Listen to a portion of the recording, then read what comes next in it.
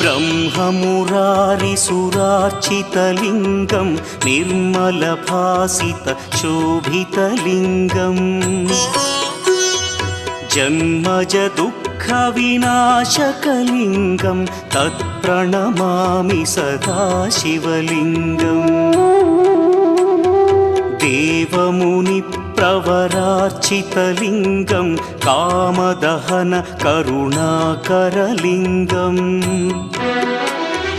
रावणदर्पविनाशकलिङ्गं तत्प्रणमामि सदा शिवलिङ्गम्